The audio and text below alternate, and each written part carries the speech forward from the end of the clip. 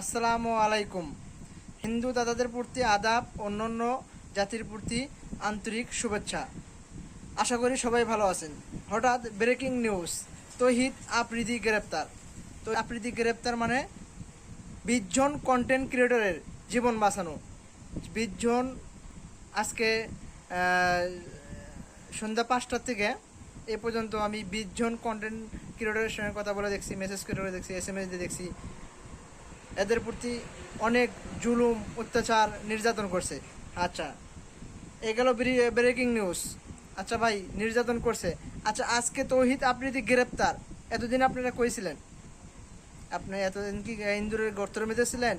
আপনি কি জানেন না তৌহিদ আফ্রিদির বিরুদ্ধে মামলা করতে জানেন না?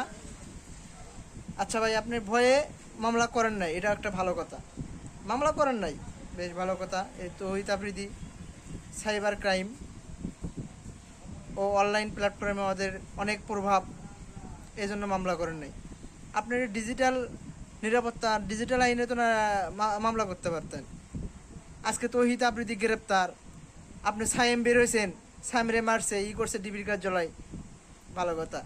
সায়েমের পরে আপনি স্বপ্ন, আপনার আমরা যাহা ম্যাজিক ম্যান স্বপ্নভাবে চিনি, এই স্বপ্ন আজকে বের হয়েছেন আপনি। আরে ভাই, আপনি এখন বের হয়েছেন কেন? আপনি তো কান দিলেন তো তৌহিদ আফ্রিদির কাছে। আপনি এখন বেরিয়ে লাভ কি? আপনি এখন বেরিয়ে লাভ আছে? আরে ভাই, এলে নাটক বাদ দেন। তৌহিদ আফ্রিদি গ্রেপ্তার। তৌহিদ আফ্রিদি কি জন্য গ্রেপ্তার? আপনার জন্য তো গ্রেপ্তার না।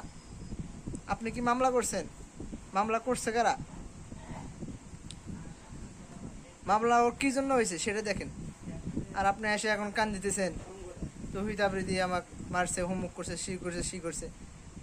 এগুলা আং ফাং বাদ দেন। আপনারা একসময় ছাত্রলীগ ছিলেন,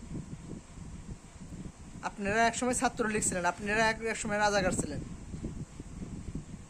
আপনারা ভালো হয়ে যান যে এখন বের হয়েছেন। এখন আপনারা রুম থেকে বেরোতে পারতেছেন না গ্রামে, আপনাদের ধরে দিব। ঠিক আছে, আপনারা এখন রুম থেকে বেরোতে পারতেছেন না। এখন তৌহিদ আফ্রিদির উপর দিয়ে কাটাই দিবেন। তৌহিদ আফ্রিদি আমাদের জুলুম, অত্যাচার, নির্যাতন করছে। ভাই, এগুলো বাদ দেন, এত কান্দাকাটি করেন না, মান সম্মান বজায় রাখেন।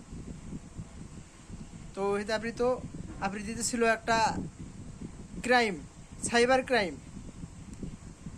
এই তো স্বপ্নে আপনারা সবাই ভালো মতো জানেন। এগুলো আংপাং বাদ দেন। তৌহিদ আফ্রিদি ছিল আওয়ামী লীগের স্বৈরাচারী, আওয়ামী লীগের আজাগার। ও ছিল একটা বাটপার, প্রতারক। আপনারা ভালো মতোই জানেন। এখন নতুন করে বলার মতো কিছু নাই। এগুলো ফন্দি ফিকার বাদ দেন, বাদ দিয়ে কিছু ভালো উপদেশ থাকলে ভালো কন্টেন্ট বানান। এভাবে ভাইরাল হওয়া যাবে না ভাই, এভাবে ভাইরাল হয়ে না আপনারা। ওকে, ভালো থাকবেন।